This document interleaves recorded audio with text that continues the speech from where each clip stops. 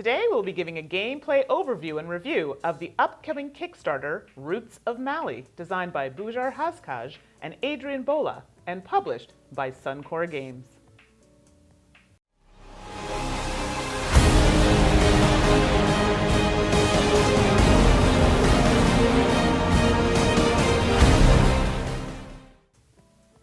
Hello everyone, and welcome to another episode with To Die For Games. I'm Mandi, the board gaming pinup girl.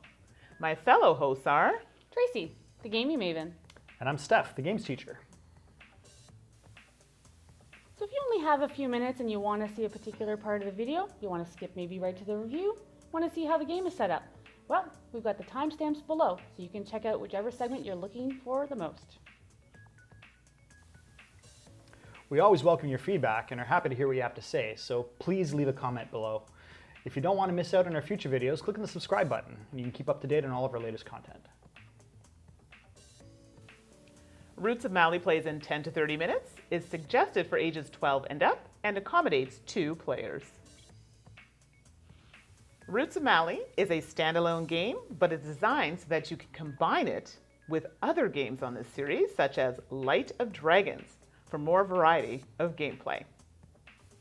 Also, for this review, we are using a prototype copy of the game, so keep that in mind that the final components and rules may differ from what you see in this video. Also remember, this is a Kickstarter which launches July 2016. We've got Roots of Mali all set up and ready to go, so let's get to it.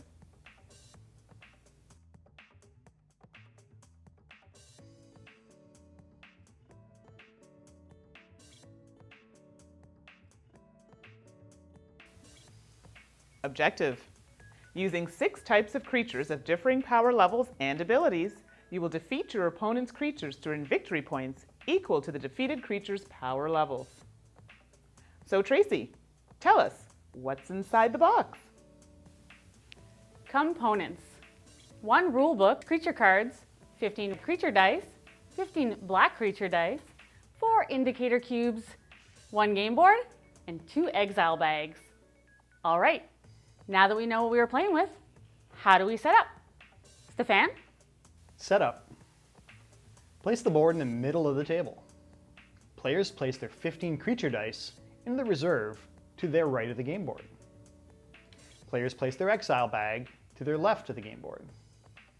Players place an indicator cube on the 0 space of each of the 2 victory point bars and the 2 trigger bars.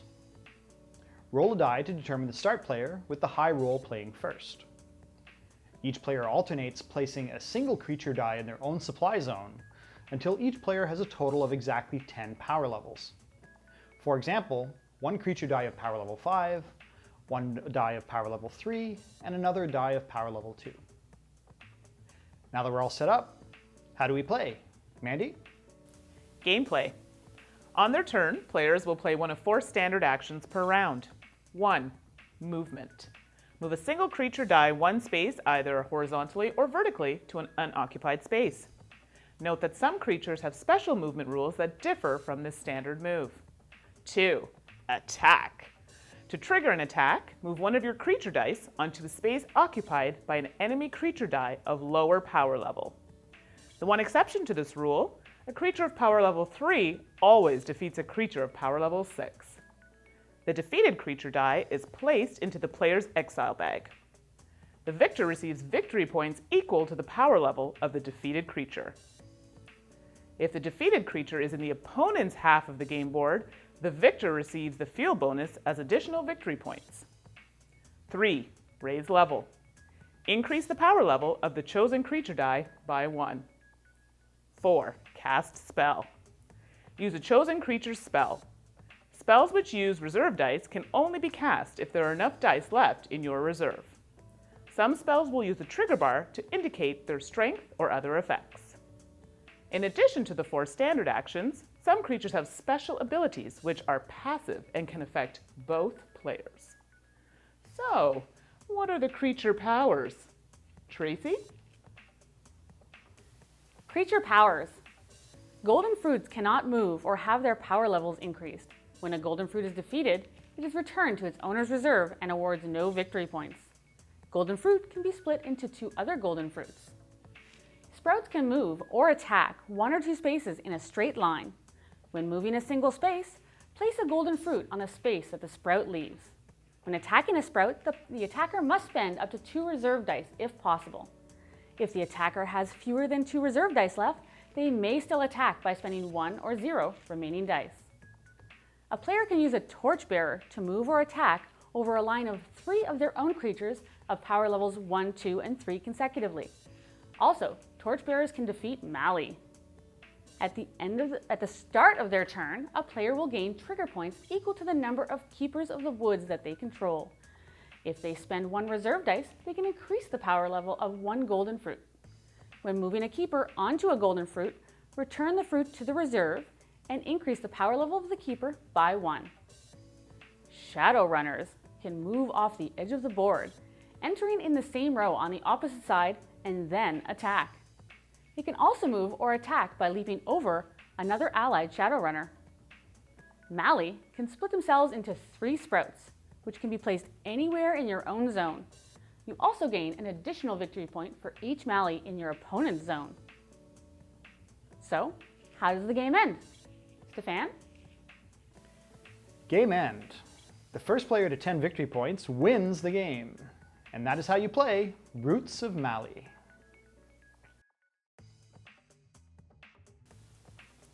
So now we're ready to review Roots of Mali. What'd you guys think? I really liked the theme of this one. I liked its predecessor, Light of Dragons, because fantasy theme, but this one's nature themed, so it also appeals to me. I also enjoyed it. I like the fact that the components are interchangeable with the previous game so that you can mix and match and give more variety in gameplay, so that's a selling feature for sure. Very big selling feature for a lot of people. I also enjoyed this game. There were a couple little skills that some of the, I don't know what you would call them, demons, dragons? I don't know. They all have different names, but anyway, creatures, that's what I'm looking for, that they had that were so cool. Anyway, we'll get to that. So overall, yes, I did enjoy it. Artwork and theme. It's very similar to, again, its predecessor. The board is anyway. However, the dice are custom, so the fact that the images are more suited to this theme are really cool. Right. I like that. The artwork is really prevalent in the box and in the rulebook. Again, great quality artwork, even in the prototype that we received. Yeah, and I also agree artwork was very consistent with the first game that launched, Light of Dragons. I don't know, I have such difficulty with that word. And it was just, this one was a bit lighter, like you were saying, that whole nature feel to it, and it actually fit that very well. So I really enjoyed it. And the box on this one's really nice. I like it. Quality of components. Again, plastic dice, not the wooden dice. So that is a selling feature there, right for me. Again, the numbers are small, but maybe with the prototype, maybe they'll make the numbers a little bit bigger so that you can see them. And the dice are substantial. They're like 3/4 of an inch or an inch on a side. Like they're a good sized die as well. Really enjoyed it. Yeah, good quality components. So I also agree, quality of components was good. And I know it's a prototype, we discussed that, just the numbers bigger. The actual pictures, I think, were pretty good, if you found that. Maybe because the coloring was different, I found them really hard to read. So that's just something I hope that does get upgraded when the actual game comes out. Game mechanics. The game mechanics I like in this one especially because there's something you want to think of, but it's not coming to you right now. So let's go. Maybe Stephane. We can start there. We'll come back. The game mechanics, the core actions are the same as in the earlier game, Light of Dragons. So what really changes here is the creature powers, and there's a good variety of creature powers in this one. They've changed it up to keep it different enough from the previous game that you want to own both. And then, being able to mix the powers of the creatures from the first game with the powers from the second game, I think should make for, and any other games they publish in this series, if they publish more, I think should make for a lot of good gameplay. Yeah. So I can't really add on. That's exactly what I was going to say. So I don't know if you wanted to add to that. I actually remember. So the trigger points in Light of Dragons, you lost them, and we said we didn't really use them.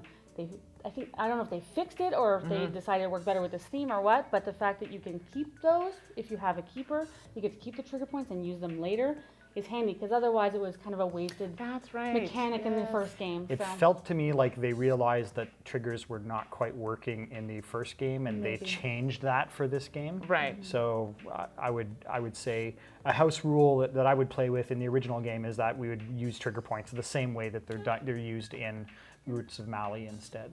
So the virtual points. This is the one that kind of threw me for a loop. Am I the only one who found that a bit different? I think it's mostly kind of, there's another game, and I can't quite think of it, but sometimes it's something you can get in addition to your actual permanent points that will allow you to get to the end. But it's only effective really when you're at like 9 points, and it gets you to that 10th or 11th point. That's like the cards in Settlers of Catan, the Oh yes. Yeah. So you kind of use it in that development way cards that give you an extra victory point. You know, they're worth an extra victory point, but you typically keep it hidden until you get to like 9 points. Say, haha, I actually have 10. Because that kind of threw me for a loop a little bit when we were. I found that in this game, virtual points. I mean, as soon as a player gets to 10 points, the game's over. Exactly. Whether they're virtual points or whether they're not virtual points, it doesn't matter. Points is points is points. Right. So calling them virtual points. Semantics. Yeah. Semantics, Unless there's something I'm missing in the intent of the designers that didn't come through in the rules that I read. Right. But. And I think the reason why I brought it up is maybe just some clarification there. So I know we're talking about it, but maybe there was another intent, as you said, that perhaps we missed. So that was something that threw me a little bit. Maybe they're planning for a future expansion that we don't know about yet. And that is a potential. Maybe. So we never know. Similar games. Can you guys think of any? I know we had talked about some in our other video when we did Light of Dragons. So one game that's really similar is Light of Dragons. Yes, very similar. Duke is another one. Duke is very much, it's got pieces, and they're only double-sided versus a dice which has 6 sides. Right. But you have to plan ahead for the fact that when you move it, you'll be turning that piece over, and things will be changed. So like upgrades in this game, they'll change, so you won't always have the same character each time it moves. Yeah. Well, and I know that Savannah's joking, but he's right. I mean, it's part of the same series, and you can mix and match. So definitely nice if you actually have the 2 games together. I don't know. That's throwing that out there. Because I found playing the first one really helped when we played with the second one, and then you really noticed the changes or the different kind of game mechanic in the next one. Like there was a bit more happening. So. Yes, I was very shocked at how it's the exact same. Everything is the exact same. Yeah, board, layout, everything. And it's actually a different game because the creatures make it so different. Yeah. It's really great. Did you not notice we started playing? We're like, okay, yeah, somewhat. Oh, wait, oh, that's different. Oh, that's different. Oh, that's different. So it started quickly changing. I'm like, yeah, no, different game. Yeah. Totally different thought process and strategies involved because the creature powers are so much different. Yeah, that's right, but really fun. So, final thoughts on the game. I liked it. At first, I was a little, maybe it's a little busy with all that was going on, but once I started to get the hang of it, I actually liked it. And I always forget the name. The one that moves off the board, comes back. The Shadow Runner. Shadow. Oh, that's so cool. The Shadow Runner. That is a really cool one. And you just like sneak up on you. So I think they have to be on the edge of the board. Yes. And then they can come off to the other side, the other edge. And then they can like attack you. If you're right there, you're done. Yeah. So I thought that was kind of cool. I particularly like this one was a little harder for me to grasp some of the concepts. Yeah. Not that that's a bad thing. It made me think a little more. It took me a little while to actually absorb the movements and mechanics. So I kind of like that it was a challenging game for me to pick up. The worst thing I have to say about this game is, again, like the other game, the box I feel is oversized for the components inside it.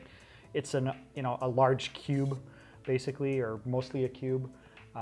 Sorry, I just looked down at the box over the floor. It's over here. We have it. Over here. But yeah, so it's cube-shaped, which just doesn't fit well on most people's game shelves. But that's really the worst thing I can say about the game. It was actually quite fun. The creature powers made it real and different. I really enjoyed it. Yeah. It would be nice if they made the box smaller because, I mean, travel, right?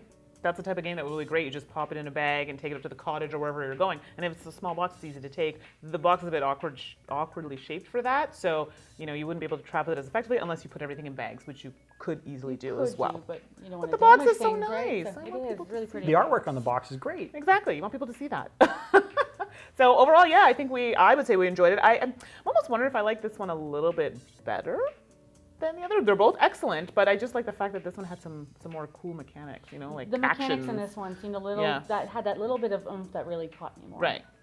I think I like this one better than Light of Dragons personally. Right. And they're both great. I just think this one just a little bit more things going on. So I think it was a couple of minor rule changes in the creature powers that they tweaked that I think just made the game that much better. Oh, and I almost forgot. There was something we were talking about, and we all kind of agreed. The light, the one with the torchbearer. Torchbearer. When would you use this? The It 1, seems 2, like a 6. lot to Yes. set up the Torchbearer's special move of being able to jump over your own dice that are 1, 2, and 6 Right. to attack something on the other side of that line. And then everything goes away back to your reserve. Right. So It's a power move. It's like one of those, you you don't think I can touch you, for but here I am 4 spots away and I'm going to whack you with my torch. So you like literally have to plan that several. I'm not a planner, so for something like someone like me, I probably wouldn't use that action. Yeah, but, its other action is I could fairly- see it something that's very rarely used Right. in actual play, but it's there. but it'd be pretty cool though. Its if it other actually action is worked. pretty powerful. It killed a 6. Yeah. Yeah, Which is high ranking. 3's rule. You don't hear that very often in the game. So overall, we enjoyed this game. Definitely check it out on Kickstarter, July 2016, and we'll see you next time. Bye. Bye.